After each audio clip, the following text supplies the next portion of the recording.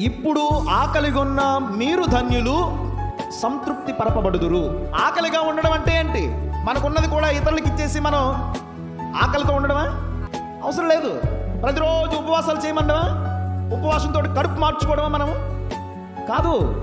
దేవుని కోసము ఆకలిగా ఉండాలి. హంగర్ ఫర్ గాడ్ అంటే దేవుని కోసము మనం ఆకలిగా ఉండాలి. దేవుడు ఎప్పుడు దొరుకుతాడా? ప్రార్థన ఎప్పుడు జరుగుతుందా? పూజ ఎప్పుడు జరుగుతుందా? నేను ఎప్పుడు వెళ్ళి ప్రార్థన చేస్తానా? దేవుణ్ణి ఎప్పుడు వెళ్ళి నేను కలుసుకుంటానా? దేవుని యొక్క వరాల కోసం ఆకలిగా ఉండాలి.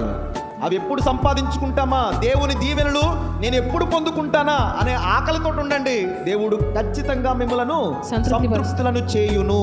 దప్పికగొన్న దుప్పి వలె ప్రభు నా హృదయము నీ కొరకు తప్పించుచున్నది. నీ కొరకు దాహంగా ఉంది. నీ కొరకు ఆకలితో అలమటిస్తుంది ప్రభు.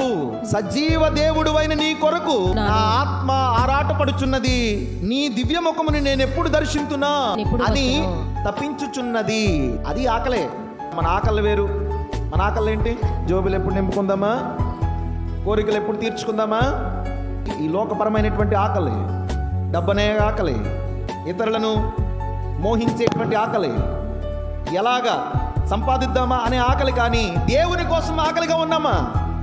దేవుని కోసం దాహంగా ఉన్నామా? ఆ దాహాన్ని తీరుస్తానంటున్నాడు ప్రభు. ఆ ఆకలిని తీరుస్తానంటున్నాడు ప్రభువు. దేవునికి సమయాన్ని ఇవ్వండి. దేవుని కోసం ఆకలిగా రండి, తీరుస్తాడు మీ ఆకలిని.